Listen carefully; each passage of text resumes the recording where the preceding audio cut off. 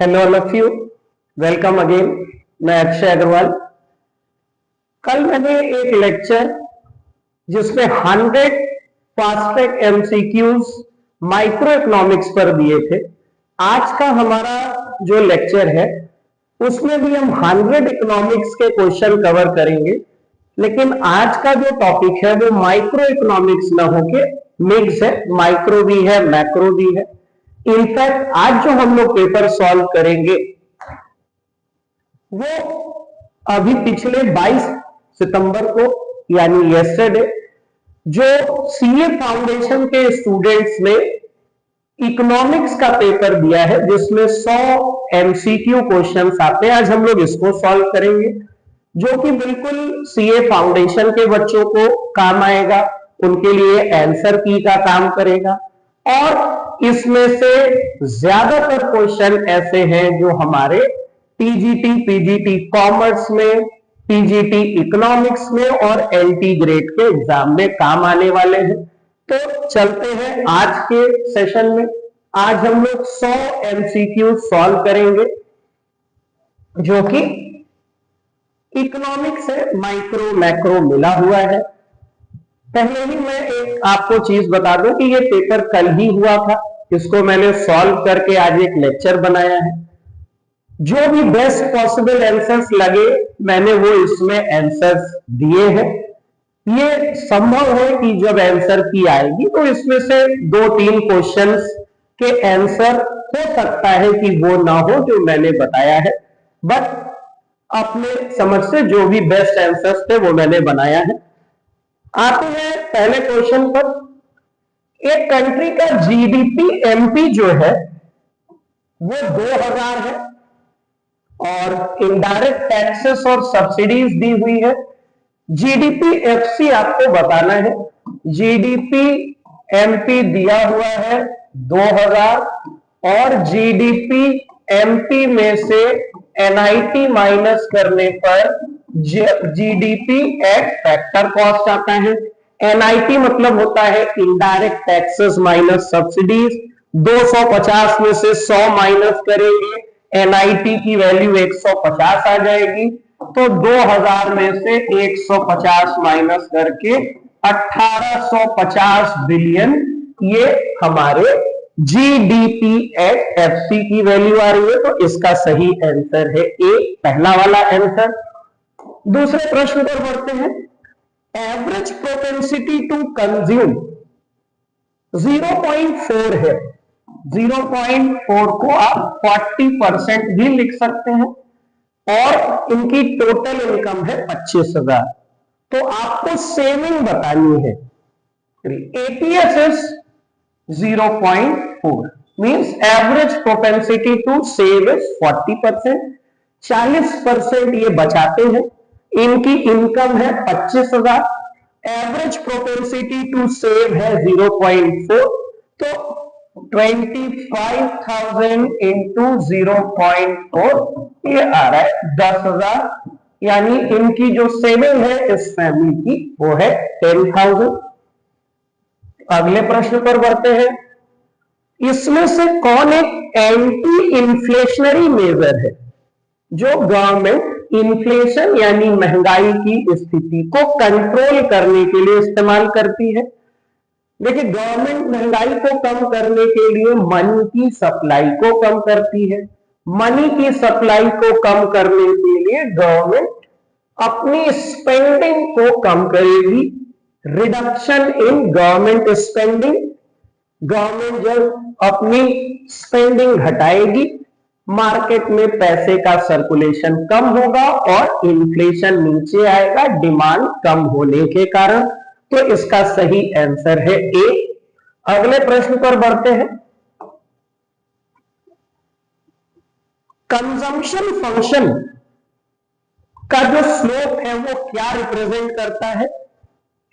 Slope of consumption function represents marginal propensity to consume, MPC. Consumption function का जो slope है वो MPC को दर्शाता है। इसका सही आंसर है बी, फोर्थ का बी। अगले प्रश्न पर आते हैं। इसमें से वो कौन से इकोनॉमिस्ट हैं जिन्होंने स्पेशली नेशनल इनकम पर काम किया है? इसका आंसर है साइमन कोज़नेक और रिचर्ड स्टोन। इसका सही ऑप्शन है correct B, Simon Kuznets and Richard Stone. इन दोनों ने पायनियरिंग एफर्ट किया है नेशनल इनकम के कैलकुलेशन पर। अगले प्रश्न पर आते हैं। नेक्स्ट क्वेश्चन है, business cycle typically consist of. Business cycle में इसमें से कौन कौन सी स्टेजेस आती है? देखिए, स्टेबलाइजेशन कोई स्टेज नहीं होती, इन्फ्लेशन डिफ्लेशन कोई स्टेज नहीं होती। इसका सही आंसर है expansion, peak, contraction and trough. B is the correct answer. 6 का सही आंसर है बी। अगले क्वेश्चन पर आते हैं, विच of the following is true? Business cycle के ड्यूरेशन और इंटेंसिटी को लेकर कौन सा स्टेटमेंट सही है? उनका फिक्स ड्यूरेशन कभी नहीं होता, हर जगह सेम ड्यूरेशन भी नहीं होता, they vary in duration and intensity. उनकी ड्यूरेशन और इंटेंसिटी अलग अलग देशों में अलग अलग हो सकती है, लेकिन ज्यादातर उनके फीचर्स कॉमन होते हैं। तो इसका सही आंसर है सी, 7th का ऑप्शन सी। बढ़ते हैं अगले क्वेश्चन तक। व्हाट डज आर्टिकल 275, भारतीय संविधान का आर्टिकल 275 किस चीज से संबंधित है? ये है statutory grants in aid from union to certain state. केंद्र द्वारा कुछ राज्यों को ग्रांट इन एड देने से संबंधित है हमारा कॉन्स्टिट्यूशन का 275वां आर्टिकल। अगले क्वेश्चन पर बढ़ते हैं। The advent of mobile phone, mobile phone जिससे कि टेलीकॉम इंडस्ट्री में बूम आया, वो किस प्रकार के बिजनेस साइकिल को शो करता है?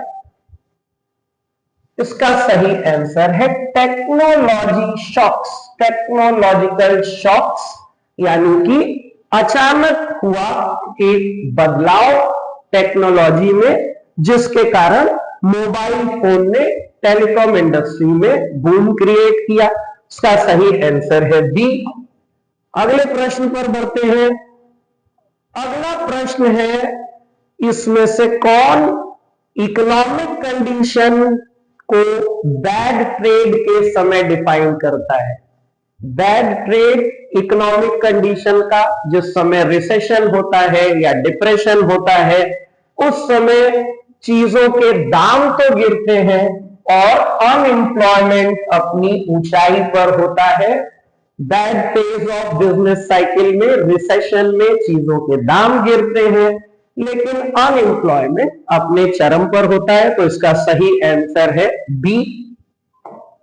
Next question, contractionary fiscal policy. Contractionary fiscal policy जब मनी की सप्लाई को रिड्यूस करने के लिए गवर्नमेंट जो है वो पॉलिसीज बनाती है। तो देखिए इसमें क्या है, reduce government spending and increasing taxes.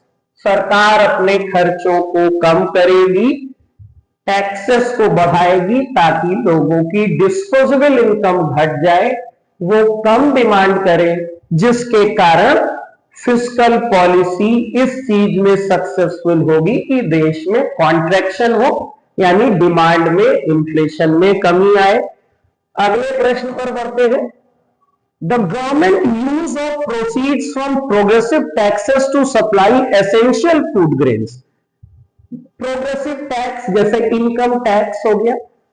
Progressive tax वो होता है जो इनकम के साथ साथ परसेंटेज भी जिसका बढ़ता है, उससे गवर्नमेंट फूड ग्रेन सप्लाई कर रही है बिलो पॉवर्टी लाइन के लोगों को। तो ये क्या है, एलोकेशन है, स्टेबलाइजेशन है, रीडिस्ट्रीब्यूशन है या प्रोडक्शन है? देखिए इसका सही आंसर है रीडिस्ट्रीब्यूशन।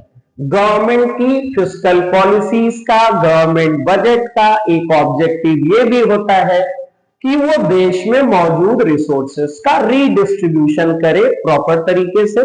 तो ये पॉलिसी मदद करती है रीडिस्ट्रीब्यूशन में। अगले प्रश्न पर आते हैं। Free and compulsory education act, government ने एजुकेशन को फ्री किया 6 से 14 साल के बच्चों के लिए। ये किस चीज का एग्जाम्पल है? Government intervention in merit goods, demerit goods, public goods या एक्सटर्नलिटीज। देखिए, एजुकेशन जैसी चीजें मेरिट गुड्स होती है। मेरिट गुड्स जिसमें अगर गवर्नमेंट इंटरवीन न करे तो उनका कंजम्पशन कम होता है, कम से कम लोग उसका इस्तेमाल करेंगे, जबकि वो समाज के लिए जरूरी चीज है। तो यह है government intervention in case of merit goods. जो गवर्नमेंट राइट टू एजुकेशन दे रही है वो एग्जाम्पल किस चीज का है? गवर्नमेंट का हस्तक्षेप मेरिट गुड्स में। इसका सही आंसर है ये। इसके बाद आते हैं collective consumption goods which later to be known as public goods. ये किस व्यक्ति ने यहां पर चारों ऑप्शन में से इंट्रोड्यूस किया था? इसका सही आंसर है प्रोफेसर पॉल ए सैमुअल्सन। इन्होंने ही कलेक्टिव कंजम्पशन का कॉन्सेप्ट दिया था, जो बाद में पब्लिक गुड्स के नाम से जाना गया। इसके बाद है is defined as the excess of total estimated expenditure over total estimated revenue and the difference between all receipts and expenditure। देखिए, total revenue expenditure plus capital expenditure, ये मिला के बजटरी एक्सपेंडिचर होता है एक्सपेक्टेड, और टोटल एक्सपेक्टेड रिसीट रेवेन्यू और capital की मिलाकर टोटल रिसीट्स होती है। दोनों का जो डिफरेंस होता है उसको बजटरी डेफिसिट बोलते हैं। इसका सही आंसर है बजटरी डेफिसिट। फिस्कल डेफिसिट होता है total expenditure minus total receipts but excluding borrowing. ऐसा यहां पर कुछ लिखा नहीं है बोरोइंग एक्सक्लूड करने के लिए, तो इसका सही आंसर होगा बजटरी डेफिसिट। नेक्स्ट क्वेश्चन है it is defined as excess of estimated. ये सेम क्वेश्चन रिपीट हो गया है, बजटरी डेफिसिट। आगे बढ़ते हैं। The situation when the market does not supply product at all despite the fact that such products and services are wanted. लोगों की जरूरत के बावजूद भी मार्केट बिल्कुल भी किसी प्रोडक्ट को सप्लाई नहीं कर रहा है।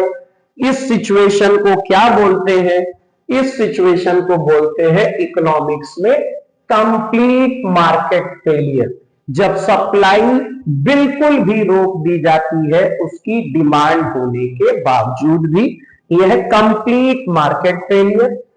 अगला क्वेश्चन है इनिशियल डिपॉजिट 6 लाख का है, क्रेडिट क्रिएशन 50 लाख है। देखिए, क्रेडिट क्रिएशन कॉमर्शियल बैंक का एक फंक्शन है। इनिशियल डिपॉजिट से कई गुना ज्यादा वो क्रिएट करते हैं, क्रेडिट क्रिएशन या मनी क्रिएशन बोलते हैं, और ये होता है 1/रिक्वायर्ड रिजर्व रेशियो।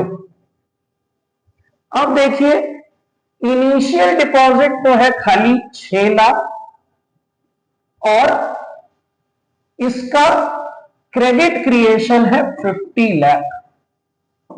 आप यहां पर कैलकुलेट करेंगे तो ये आ रहा है 8.33 टाइम्स, यानी कि 8.33 टाइम्स इनिशियल डिपॉजिट से क्रेडिट क्रिएट किया जा रहा है। तो 1/RRR की वैल्यू आ रही है 8.33। आप इसको सॉल्व करेंगे तो आंसर आएगा 12%। 1/12% यानी 1/0.12 करने पे 8.33 आ रहा है। यानी जब रिक्वायर्ड रिजर्व रेशियो यानी CRR SLR मिलाकर 12% होगा तो क्रेडिट क्रिएशन 8.33 टाइम्स होगा। यानी 6 लाख रुपए का इनिशियल डिपॉजिट 50 लाख रुपए का क्रेडिट क्रिएट करेगा। का सही आंसर है 12%। अगले क्वेश्चन पर आते हैं। Alex has comprehensive car insurance which cost covers the cost of repair if the car is damage. देखिए, एलेक्स नाम का एक व्यक्ति है जो इस चीज से निश्चिंत है कि चाहे हम रैश ड्राइविंग करें, चाहे एक्सीडेंट हो, कोई भी नुकसान हो, इंश्योरेंस कंपनी से उसकी भरपाई हो जाएगी। इसीलिए बिल्कुल निश्चिंत है और गलत तरीके से गाड़ी का इस्तेमाल कर रहा है। इसको क्या बोलते हैं? क्या लेमन्स प्रॉब्लम बोलते हैं, मार्केट पावर बोलते हैं? इसका सही आंसर है मॉरल हजार्ड। इकोनॉमिक्स में इस तरीके के बिहेवियर को मॉरल हजार्ड बोलते हैं। ये उसका एक एग्जाम्पल है जहां पर आप सुरक्षित महसूस कर रहे हैं इंश्योरेंस के कारण, इसीलिए आप केयरलेसली अपनी एसेट को इस्तेमाल कर रहे हैं। ये ऑप्शन इसका ए सही है। अगले प्रश्न पर आते हैं। आर्टिकल 266(1) ऑफ कॉन्स्टिट्यूशन किस चीज से डील करता है? All fund flows where the government acts as a banker. इसका सही आंसर है consolidated fund. Consolidated fund of India के बारे में इस आर्टिकल में बात की गई है। अगले प्रश्न पर आते हैं। मनी सप्लाई 1000 बिलियन है, मॉनिटरी बेस 200 बिलियन है। Money supply upon monetary base, ये मनी मल्टीप्लायर का फॉर्मूला है। 1000 अपॉन 200 यानी कि 5 इसका सही आंसर आएगा। इसका करेक्ट आंसर आ रहा है 5। 5 इज द करेक्ट आंसर। अगला प्रश्न। मॉनिटरी पॉलिसी का मेन मेजर क्या है भारत में और दुनिया में? इसमें से कौन सा आंसर बेस्ट लग रहा है? High level of government spending नहीं है, एक्सपोर्ट लेड ग्रोथ भी नहीं है। इसका सही आंसर है to maintain a balance between price stability and economic growth. Price stability, स्थिरता दाम की, और इकोनॉमिक ग्रोथ साथ साथ, ये ज्यादातर देशों की मॉनिटरी पॉलिसी की जो मेन ऑब्जेक्टिव होता है। अगला प्रश्न है। इसमें से कौन क्वांटिटेटिव टूल नहीं है आरबीआई द्वारा इस्तेमाल किया जाने वाला मनी सप्लाई को कंट्रोल करने के लिए? देखिए, ओपन मार्केट, एसएलआर, सीआरआर, ये तीनों ही क्वांटिटेटिव तरीके होते हैं। सेलेक्टिव क्रेडिट कंट्रोल जो होता है वो क्वालिटेटिव तरीका होता है, जिसमें आरबीआई ये देखता है कि कौन से फील्ड में लोन को, क्रेडिट को ज्यादा डायरेक्ट करना है, कौन से फील्ड में कम डायरेक्ट करना है। तो इसका सही आंसर है सी। अगले प्रश्न पर आते हैं। क्रिप्टो करेंसी के बारे में कौन सा स्टेटमेंट सही है? क्रिप्टो करेंसी के बारे में कौन सा स्टेटमेंट सही है? देखिए, इनके ऊपर सिग्निफिकेंट लेजिस्लेटिव रिकॉग्निशन हो गया है, बिल्कुल गलत है। इनके ऊपर अभी कोई खास लेजिस्लेटिव रिकॉग्निशन नहीं हुआ है। These are not legally recognised. ये भारत में लीगल करेंसी के रूप में रिकॉग्नाइज नहीं है, बिल्कुल सही है।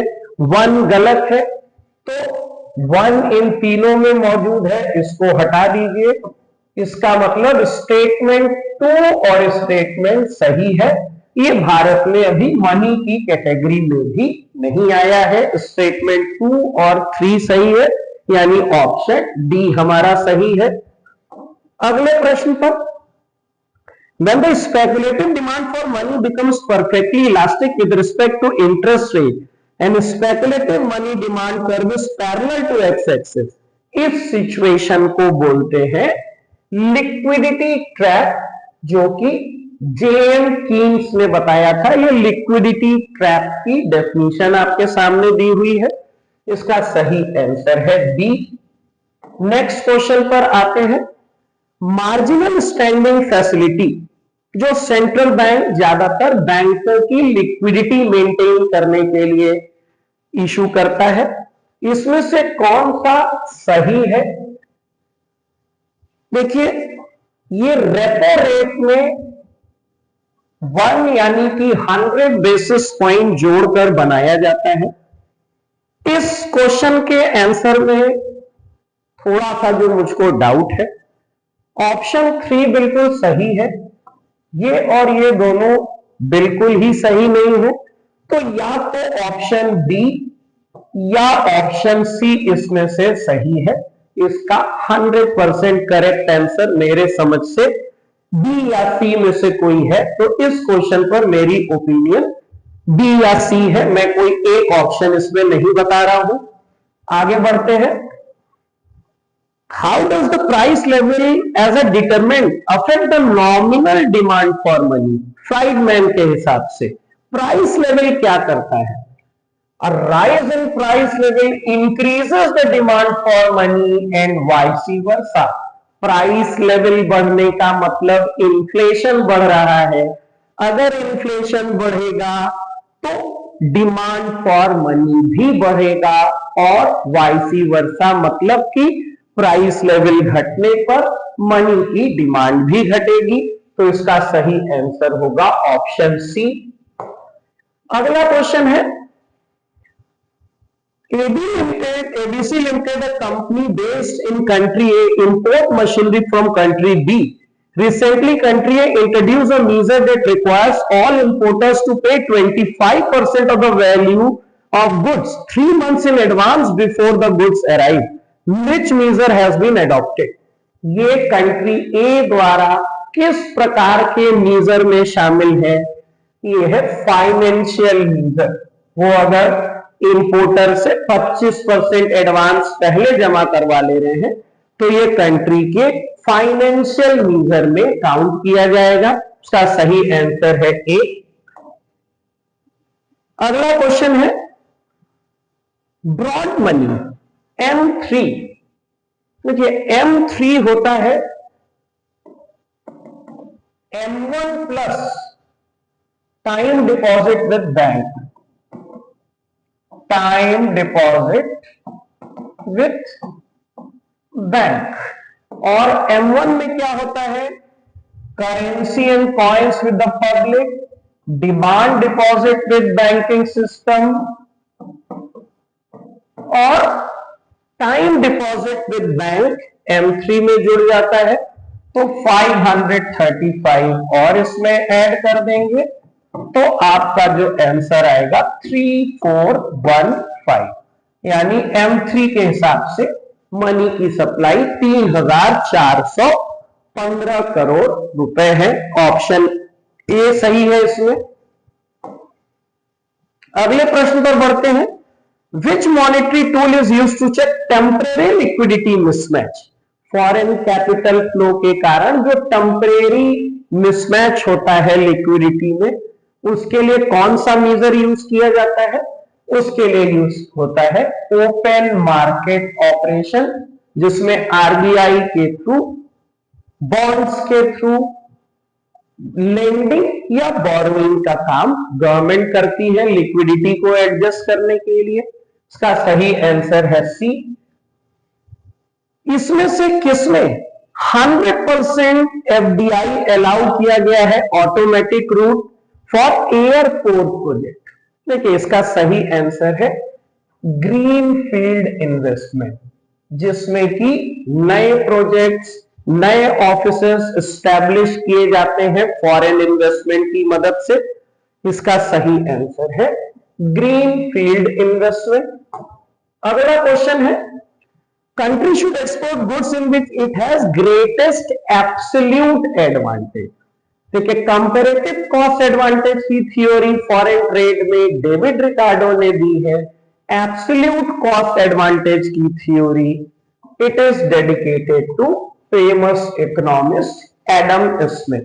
Absolute cost advantage theory was given by Adam Smith. अगले क्वेश्चन पे बढ़ते हैं। Which of the following consists of a group of countries that have a free trade agreement among themselves and में apply a common external tariff to other country. जो आपस में तो free trade करेंगे लेकिन दूसरी कंट्रियों पे मिलके एक एक्सटर्नल टैरिफ लगाएंगे। इस तरीके के एग्रीमेंट को बोलते हैं trading block. Trading block 33 option, sorry D option, question number 33। अगला क्वेश्चन है country x has seen an increase in real effective exchange rate. As a result, countries X goods are becoming more expensive. Country X के goods expensive हो रहे हैं, उसका क्या असर पड़ेगा? निश्चित है कि एक्सपेंसिव है तो उनके कंट्री से एक्सपोर्ट नहीं बढ़ेगा और export from country X will become less competitive. Less competitive मतलब महंगा हो गया तो मार्केट में कंपटीशन में ज्यादा टिकेगा नहीं, क्योंकि इनकी कंट्री में चीजें महंगी हो गई हैं। तो इसका सही आंसर है ऑप्शन सी। अगले प्रश्न पर बढ़ते हैं। अगर यूएसए की सेलफोन प्रोवाइडर ने सेम टेलीकम्युनिकेशन सर्विसेज दूसरे देश में दी जो वो यूएसए में दे रहा है, इस टाइप के इन्वेस्टमेंट को क्या बोलते हैं? इस टाइप के इन्वेस्टमेंट को बोलते हैं हॉरिजॉन्टल डायरेक्ट इन्वेस्टमेंट, जिसमें आप जिस देश में जा रहे हैं वहां वो सेम सर्विसेज ऑफर कर रहे हैं जो आपके अपनी कंट्री में आप ऑफर कर रहे थे। इसका सही आंसर है ए। नेक्स्ट क्वेश्चन है गवर्नमेंट ऑफ इंडिया ने एक ऑप्शन दिया कि 5% एडवॉल्वेम या ₹800 पर टन, दोनों में से जो ज्यादा होगा वो ड्यूटी वसूली जाएगी, या तो पर टन के हिसाब से या दाम पर परसेंटेज के हिसाब से, जो भी ज्यादा आएगा। इस तरीके की टैरिफ को क्या बोलते हैं? एडवॉल्वेम, तो इसी में एक दिया हुआ है, इसको बोलते हैं मिक्स्ड टैरिफ, जहां पर ऑप्शन होता है कि एडवॉल्वेम या एक फिक्स्ड चार्ज में से जो ज्यादा होगा वो हम लेंगे, इसको बोलते हैं मिक्स्ड टैरिफ। अगला क्वेश्चन है इसमें से कौन फिक्स्ड एक्सचेंज रेट का एडवांटेज नहीं है? फिक्स्ड एक्सचेंज रेट 90s के शुरुआती दौर तक भारत में चलता था, जहां पर एक्सचेंज रेट फॉरेन करेंसी का गवर्नमेंट डिसाइड करती थी। अब ऐसा नहीं है। उसके एडवांटेजेस में से स्पेकुलेशन को बढ़ावा देना नहीं था। स्पेकुलेशन को बढ़ावा देना फिक्स्ड एक्सचेंज रेट का कभी भी एक मकसद नहीं था, बल्कि स्पेकुलेशन को कम करना, दाम में उतार चढ़ाव को रोकना उनका हमेशा मकसद था। तो इसका सही आंसर है ए। नेक्स्ट क्वेश्चन है anti dumping duty is protecting tariff that a domestic government imposes on import that believes a price below। देखिए डंपिंग का जनरली मतलब होता है जब कोई दूसरी कंट्री अपने देश में तो ज्यादा में बेच रही है लेकिन दूसरे देश में या पड़ोसी देश में अपने प्रोडक्शन कॉस्ट से भी नीचे गुड्स को सप्लाई कर रही है, उसको डंपिंग बोलते हैं। तो यहां पर लिखा है price below its production cost. अक्सर वो अपनी लागत से भी कम दाम पर चीजों को बेचते हैं, इसको डंपिंग बोला जाता है। अगला क्वेश्चन है इसमें से कौन टेक्निकल ट्रेड बैरियर का एग्जाम्पल नहीं है? देखिए इको लेबलिंग टेक्निकल होती है, क्वालिटी स्टैंडर्ड्स, ऑर्गेनिक सर्टिफिकेशन, ये तीनों टेक्निकल बैरियर्स में आते हैं। इंपोर्ट कोटा फिक्स करना कि कितना इंपोर्ट मैक्सिमम आपको करने के लिए मिलेगा, चाहे वैल्यू के हिसाब से चाहे क्वांटिटी के हिसाब से, तो इंपोर्ट कोटा टेक्निकल बैरियर में नहीं आता है। नेक्स्ट क्वेश्चन है फॉरेन इन्वेस्टमेंट प्रमोशन बोर्ड को हटा दिया गया मई 2017 में, उसको किससे रिप्लेस किया गया है? That is replaced by foreign direct investment portal, FDIP, यानी फॉरेन डायरेक्ट पोर्टल, जिसपे आप फॉरेन डायरेक्ट इन्वेस्टमेंट पोर्टल, जिसपे आपको डायरेक्ट क्लियरेंस मिल जाएगा फॉर्मेलिटी पूरी करने के बाद। अगला क्वेश्चन है, dash includes a stable and transparent structure, better tax compliance, reduction of subsidies and encouragement of private sector participation. इसको क्या बोलते हैं? क्या ये कैपिटल मार्केट रिफॉर्म है या ट्रेड पॉलिसी रिफॉर्म है? इसका सही आंसर है फिस्कल रिफॉर्म। ज्यादातर जिसमें टैक्स कंप्लायंस, सब्सिडीज, ये सारी चीजें आती हैं, वो है fiscal reform. Option A will be the correct answer. अगला क्वेश्चन है, PLI scheme, production linked incentive scheme में हाल ही में कौन से सेक्टर को शामिल किया गया है? इसका सही आंसर है टेक्सटाइल। टेक्सटाइल सेक्टर को PLI स्कीम में शामिल किया गया है हाल में ही। इसमें से कौन was not the focus of monetary and financial sector reform? इसमें से कौन मॉनिटरी और फाइनेंशियल सेक्टर रिफॉर्म का फोकस नहीं है? देखिए, reduction in the burden of non performing asset है, इंट्रोड्यूसिंग एंड सस्टेनिंग कंपटीशन भी है, रेस्ट्रिक्शन फॉरेन इन्वेस्टमेंट इन बैंक, फॉरेन इन्वेस्टमेंट इन बैंक्स को रेस्ट्रिक्ट करना इसका मेन फोकस नहीं है, तो इसका सही आंसर है ऑप्शन बी। नेक्स्ट क्वेश्चन पे बढ़ते हैं, which type of economy is described as prevalent in ancient and medieval India? देखिए, ये ट्रिकी क्वेश्चन है।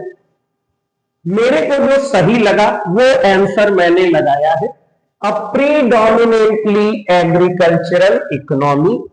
कौन सी मेन कैरेक्टरिस्टिक्स था भारत के मेडिवल और एंशिएंट पीरियड में? तो India was predominantly an agricultural economy. ये मेरे को चारों ऑप्शन में से जो बेस्ट लगा वो मैंने आपको बताया है। अगले प्रश्न पर बढ़ते हैं, what is the full form of PMI? Economics में PMI का फुल फॉर्म क्या है?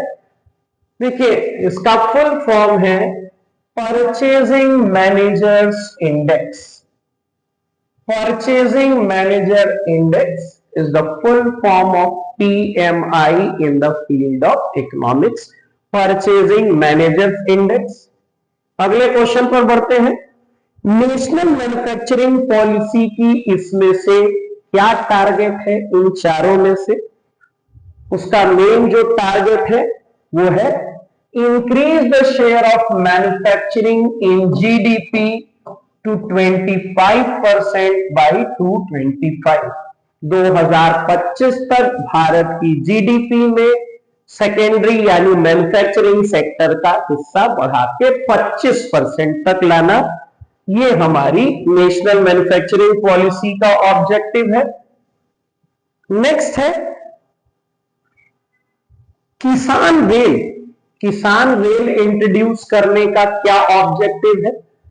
देखिए, ये इनिशिएटिव लिया गया है किसानों द्वारा, जो पेरिशेबल गुड्स है, खराब होने वाली चीजें हैं, उनको जल्दी से जल्दी मार्केट तक पहुंचाने के लिए ये स्कीम चलाई गई है। 47 का ऑप्शन ए है। बढ़ते हैं जल्दी से अगले क्वेश्चन पर, which facility was provided to industry groups to allow flexibility and rapid change in their product mix without requiring a fresh license? इसका सही आंसर है broadbanding.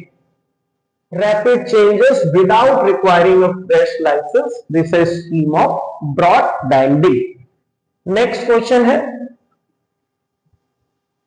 which scheme aims to increase water use efficiency at farm level? ये कौन सी scheme है?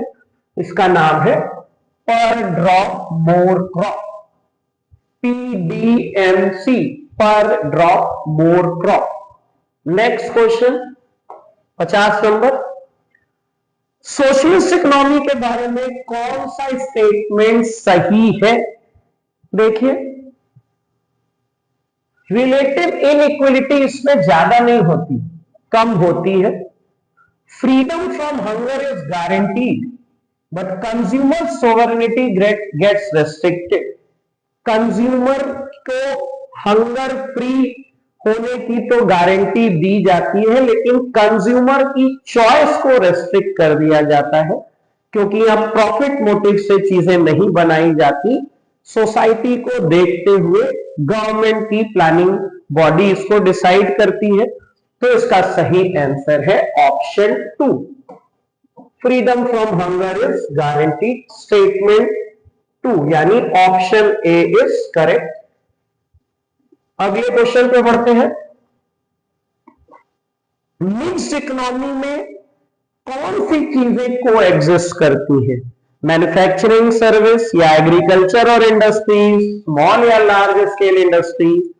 तो इसका सही answer है जहां पर प्राइवेट और पब्लिक सेक्टर एक साथ एग्जिस्ट करे, जैसे भारत में भी है और ज्यादातर देशों में आज के समय में यह सिचुएशन है। प्राइवेट और पब्लिक सेक्टर का एक साथ मौजूद होना वो मिक्स्ड इकोनॉमी को बताता है।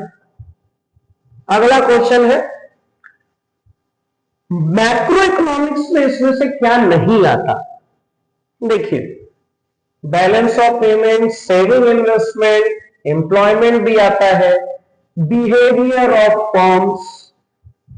ये माइक्रो इकोनॉमिक्स में पढ़ा जाता है कि कितने टाइप्स की फॉर्म्स होती है और उनका बिहेवियर कैसा होता है। इसका सही आंसर है बिहेवियर ऑफ फॉर्म्स, क्योंकि ये माइक्रो का हिस्सा है।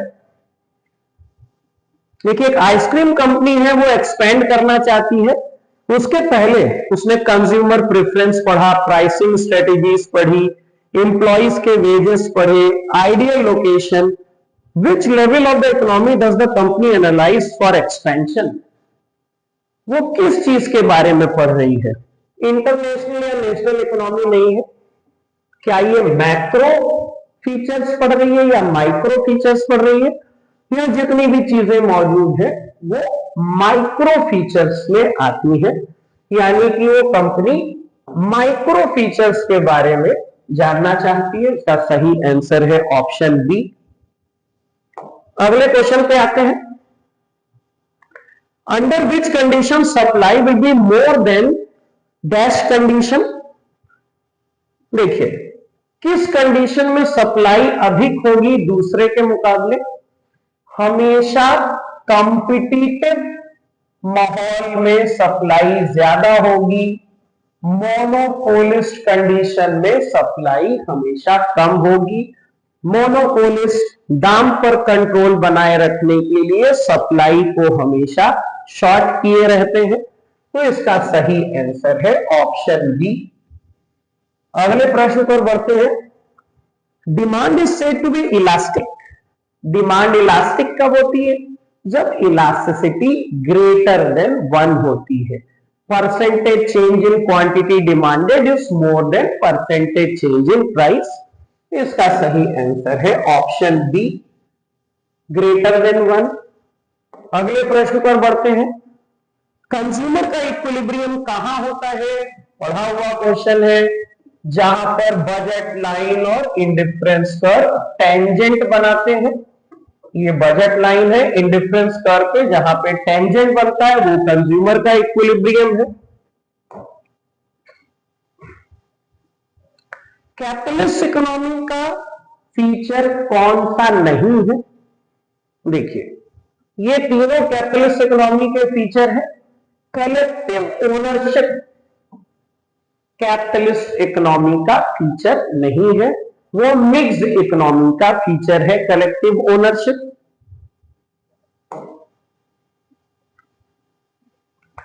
देखिए लिखा है किसी इकोनॉमी में ज्यादातर पॉपुलेशन ओल्डर एज ग्रुप की है, तो वहां डिमांड किस प्रकार की होगी?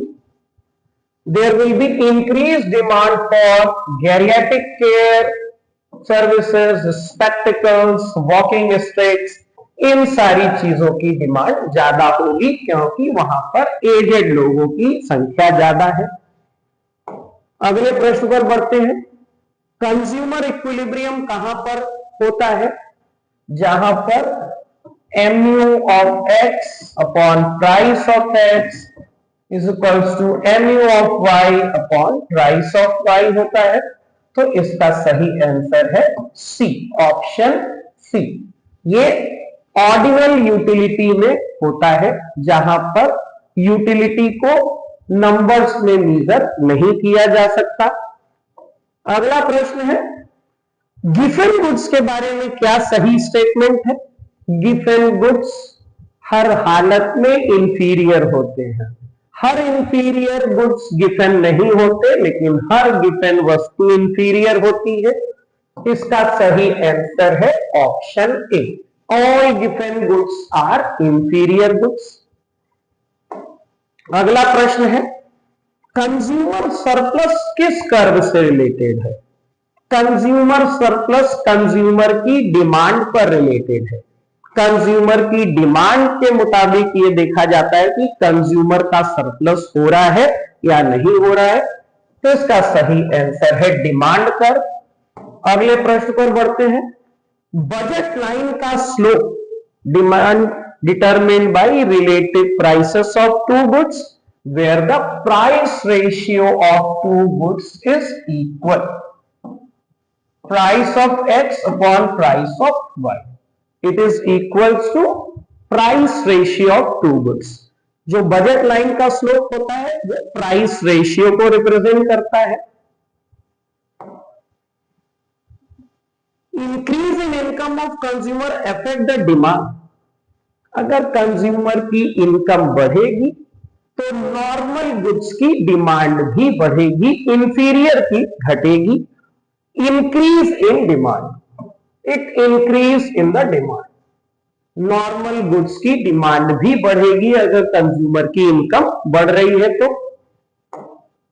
अगला प्रश्न है, आपने एडवर्टाइजमेंट पे खर्च 20% बढ़ाया, लेकिन क्वांटिटी डिमांडेड 40% बढ़ गई, तो delta quantity demanded upon delta advertisement expenditure 40/20 2 आएगा।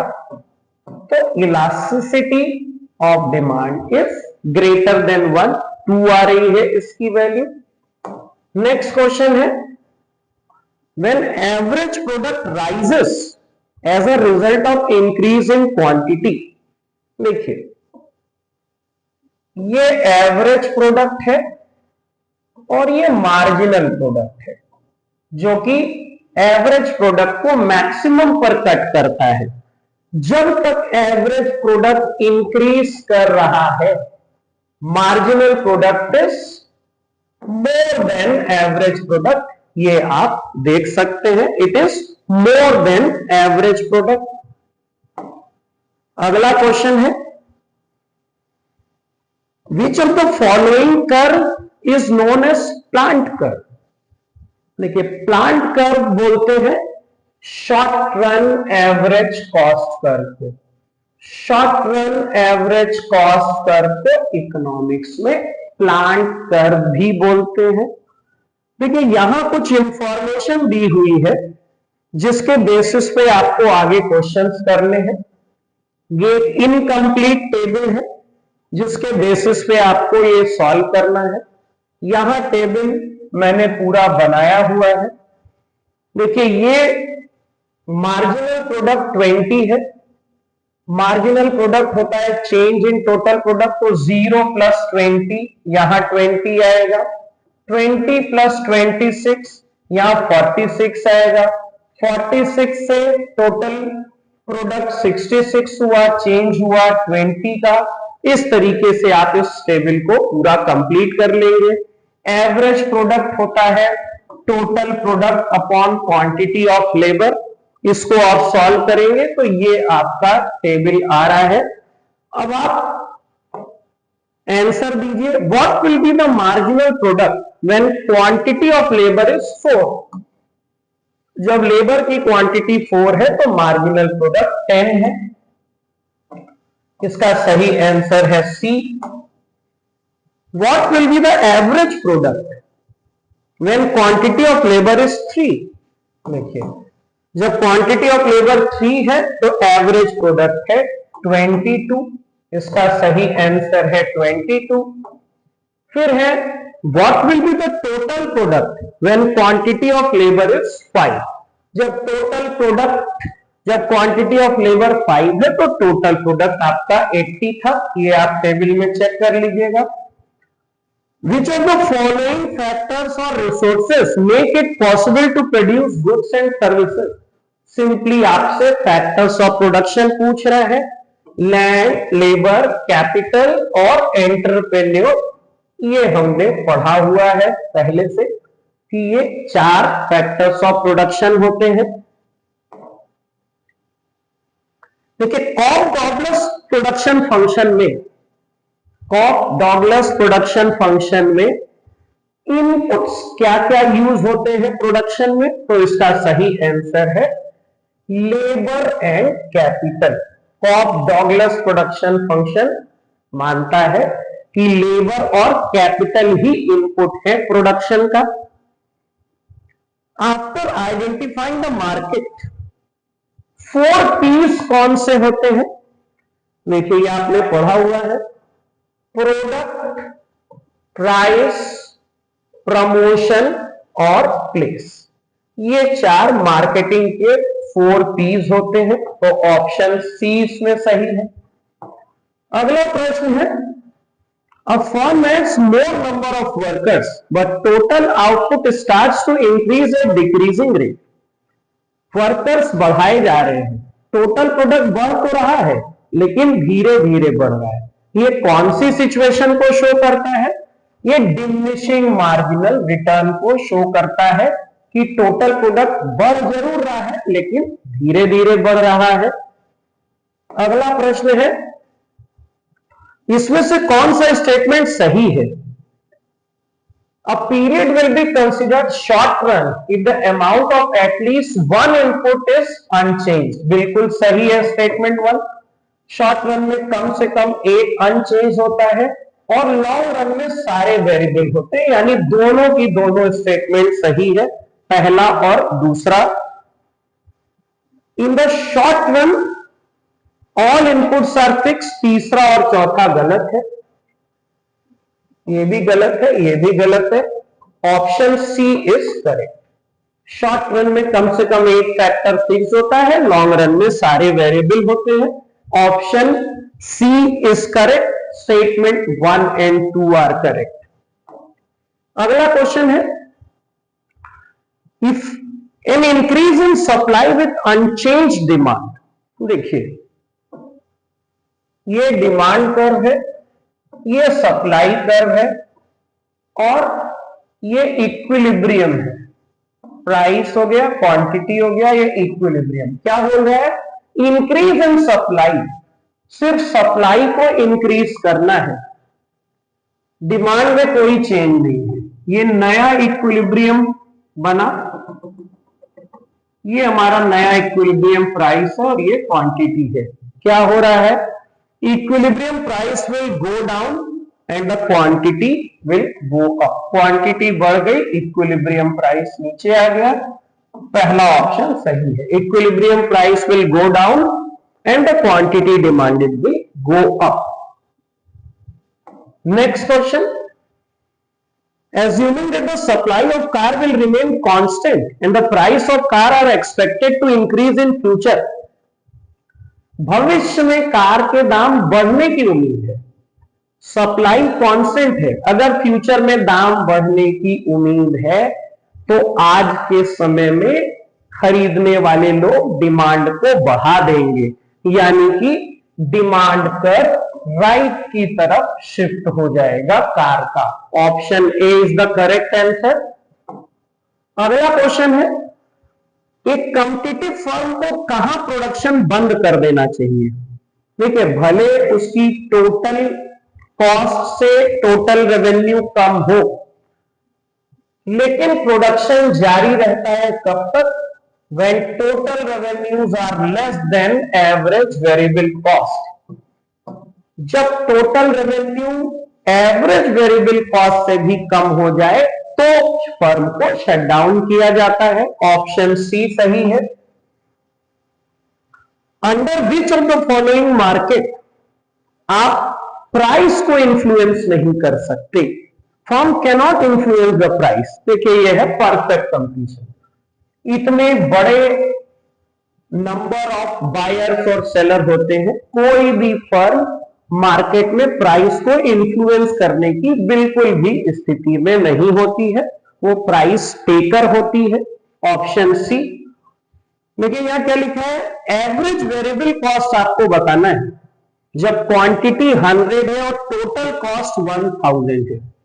देखिए टोटल कॉस्ट 1000 है और जो फिक्स कॉस्ट है वो 200 है, यानी जो टोटल वेरिएबल कॉस्ट है वो total cost minus total fix cost 1000 minus 200, total variable cost है 800 और आपसे पूछा है एवरेज वेरिएबल कॉस्ट, यानी 800 upon number of units produce, ये आएगा 8 रुपया per unit. Average variable cost एक यूनिट की 8 रुपया आ रही है। अगला क्वेश्चन है, प्राइस डिस्क्रिमिनेशन जो मोनोपोलिस्ट करता है उसका क्या ऑब्जेक्टिव नहीं है? ये ऑब्जेक्टिव है प्रॉफिट कमाना, इकोनॉमीज ऑफ स्केल भी है, to hold excess stock, excess stock को अपने पास होल्ड करना। प्राइस डिस्क्रिमिनेशन का कोई भी ऑब्जेक्टिव नहीं होता है। मोनोपोली क्रिएट होने का सबसे मेन कारण क्या है? मोनोपोली का सबसे बड़ा कारण है बैरियर्स टू एंट्री। किसी भी नए प्रोड्यूसर को उसमें एंट्री आसानी से नहीं मिल पा रही है, तो मोनोपोली बरकरार है। भारत में रेलवे मोनोपोली बरकरार है क्योंकि गवर्नमेंट ने उसमें एंट्री बैरियर्स लगाए हुए हैं। अगला प्रश्न है, एक फास्ट फूड की चेन है, नया बर्गर इंट्रोड्यूस करना चाहती है, उसने अपने कंपटीटर्स के बारे में पता किया और अपने प्रोडक्ट को डिफरेंशिएट किया। बहुत सारे बर्गर ऑप्शंस मौजूद हैं, लेकिन ये अपने प्रोडक्ट को सबसे डिस्टिंक्ट दिखाना चाहता है। ये कौन सी मार्केट है? परफेक्ट कंपटीशन में होमोजेनस होता है, मोनोपोली में एक ही होते हैं सेलर, ओलिगोपोली में फ्यू सेलर्स होते हैं, जबकि प्रोडक्ट डिफरेंशिएशन सबसे बड़ा फीचर है मोनोपोलिस्टिक कंपटीशन का। Large number of sellers selling similar but differentiated product, तो इसका सही आंसर है सी। नेक्स्ट क्वेश्चन है, मार्जिनल रेवेन्यू निकालने का बहुत सिंपल सा फॉर्मूला आपने पढ़ा हुआ है।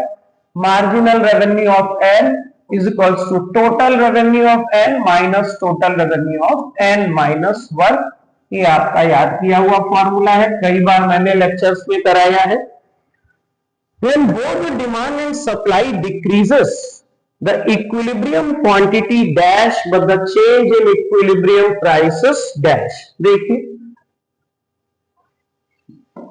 ये डिमांड एंड सप्लाई डिक्रीज कर रही है, ये डिमांड है, ये सप्लाई है, दोनों डिक्रीज कर रही है।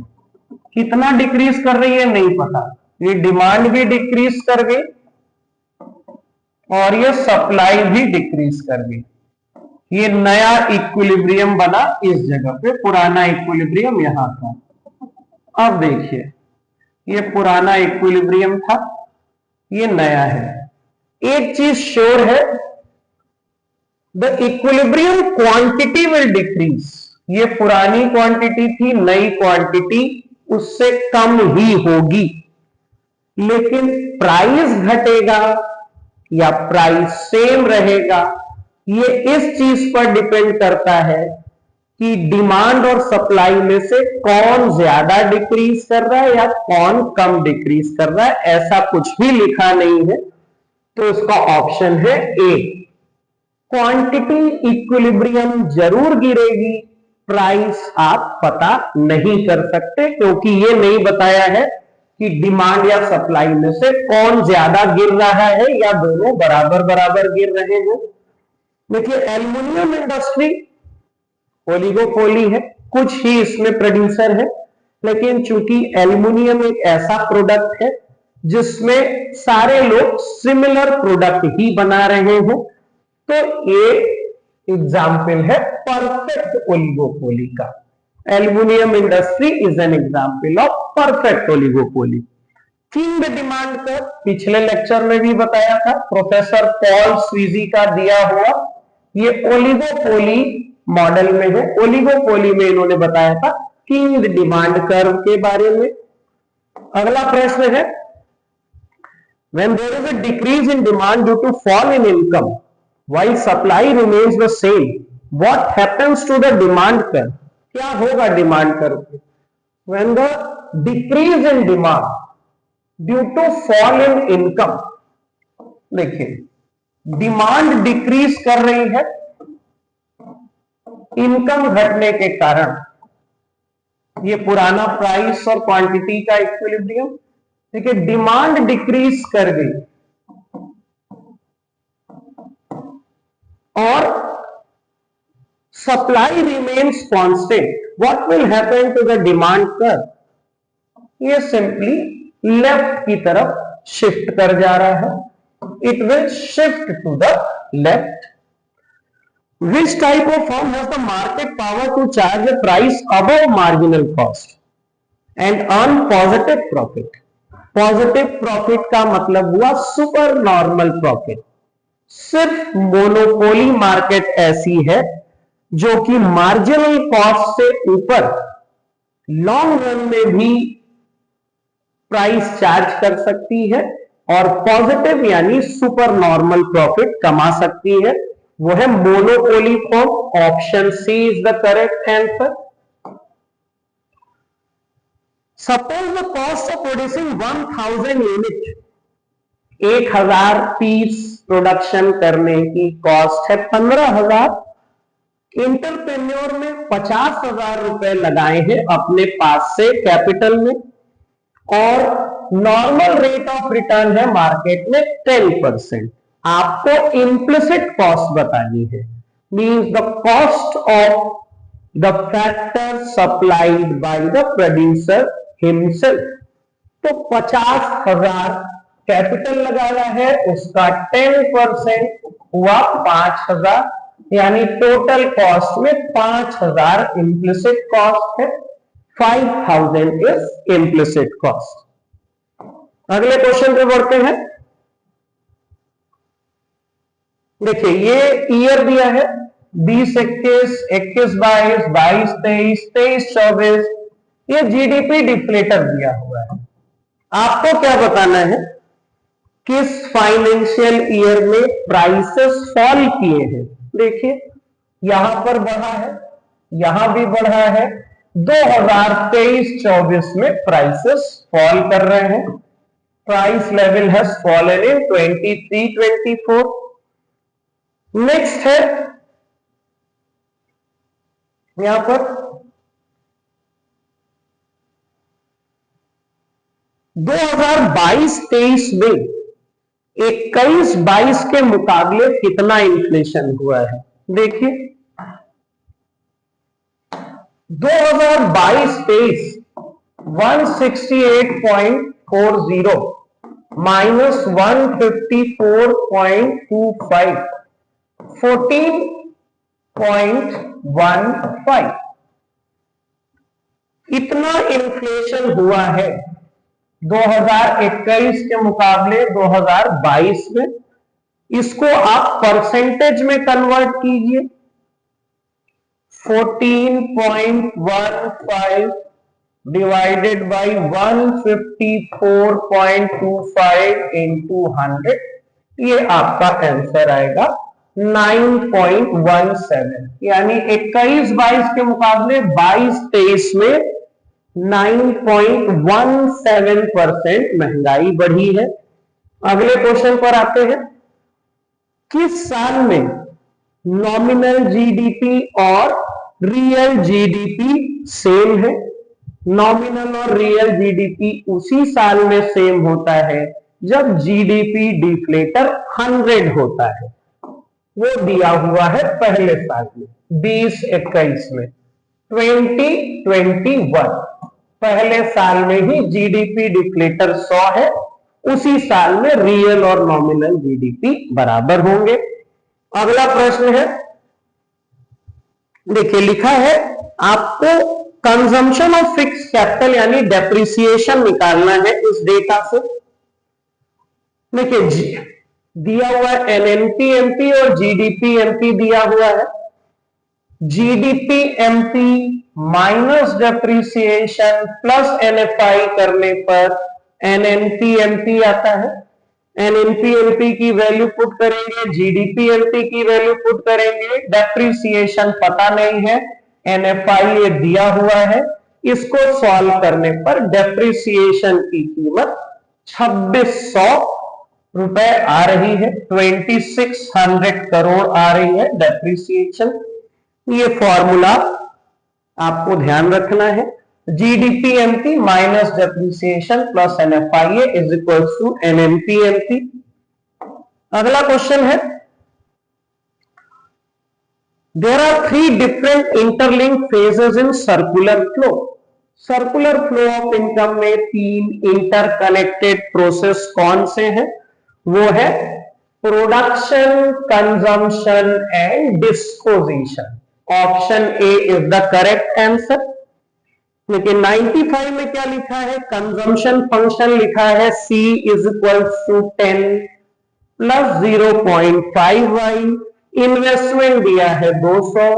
आपको इक्विलिब्रियम लेवल ऑफ इनकम बताना है। Income is equal to consumption plus investment. Consumption की वैल्यू यहां पे दी है 10 प्लस 0.5y और इन्वेस्टमेंट इज 200। आप इसको सॉल्व करेंगे तो y इज इक्वल टू 420 आएगा। इसका सही आंसर है ऑप्शन सी यानी 420 रुपीज। अगला क्वेश्चन है, maximum value of investment multiplier will be infinity. देखिए इन्वेस्टमेंट मल्टीप्लायर की मिनिमम वैल्यू होती है 1 और मैक्सिमम वैल्यू होती है इंफिनिटी। जिस जगह पर मार्जिनल प्रोपेंसिटी टू कंज्यूम 1 होता है, 1/1 माइनस एमपीसी, 1/1 माइनस 1, इस जगह पर मल्टीप्लायर इनफाइनाइट होता है, यानी एमपीसी इज इक्वल्स टू 1 होने पर इसकी वैल्यू इनफाइनाइट होती है। देखिए यहां क्या लिखा है, Gamma limited South Korean company है, earns profit from its manufacturing operation in India. How this profit will be reflected in the economic measure of both countries. ठीक है, इसका सही आंसर है they will be included in India's GDP and South Korea's GNP. Bharat की वो GDP में शामिल होगा क्योंकि वो भारत की डोमेस्टिक टेरिटरी में है, और कोरिया की जीएनपी में शामिल होगा क्योंकि वो कोरिया के रेसिडेंट द्वारा चलाया जा रहा है। तो इसका सही आंसर है सी। नेक्स्ट क्वेश्चन है, नेशनल इनकम 500 करोड़ से 2500 करोड़ हो गई, जबकि इन्वेस्टमेंट में 200 करोड़ की बढ़ोतरी हुई है। आपको एमपीसी पता करना है। देखिए चेंज इन इनकम है 2000, क्योंकि 2500 हो गया है इनकम, 500 से बढ़ के 500 से 2500, डेल्टा वाई है 2000। इन्वेस्टमेंट में 2000 का चेंज है, डेल्टा आई है 200। मल्टीप्लायर होता है delta Y upon delta I, 2000 upon 200, यानी मल्टीप्लायर की वैल्यू है 10। K is equals to 1/1 minus MPC. K की वैल्यू आपने पता कर ली है। अब एमपीसी की वैल्यू सॉल्व करने पर आ रही है 0.90। 0.90 इज द करेक्ट आंसर।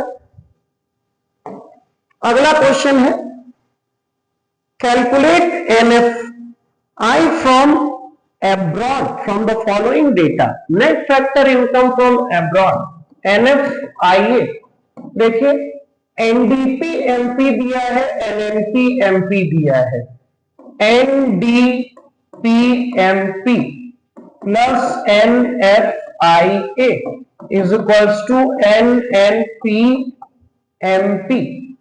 ये 1000 है, ये 12000 है, इसका मतलब NFIA की वैल्यू 2000 है। NDPMP 10,000 plus 2000 is equals to NNPMP 12,000। 2000 crore इसकी वैल्यू है, सीधे सीधे यहीं से पता लग रहा है। अगला क्वेश्चन है, GDP deflator is greater then 100। जब भी जीडीपी डिफ्लेटर 100 से ज्यादा होता है, रियल इनकम कम होती है और नॉमिनल इनकम ज्यादा होती है। Nominal GDP is greater then real GDP. जब भी जीडीपी डिफ्लेटर 100 से ज्यादा है, रियल जीडीपी कम होगा, नॉमिनल जीडीपी ज्यादा होगा। ये आज के 100 क्वेश्चन जो कि 22 सितंबर को हुए सीए फाउंडेशन के इकोनॉमिक्स के पेपर से जुड़े थे। इन 100 क्वेश्चन में ज्यादातर वो क्वेश्चन है जो आपके टीजीटी और पीजीटी और एलटी और इवन पीजीटी इकोनॉमिक्स के पेपर को डायरेक्ट टच करते हैं।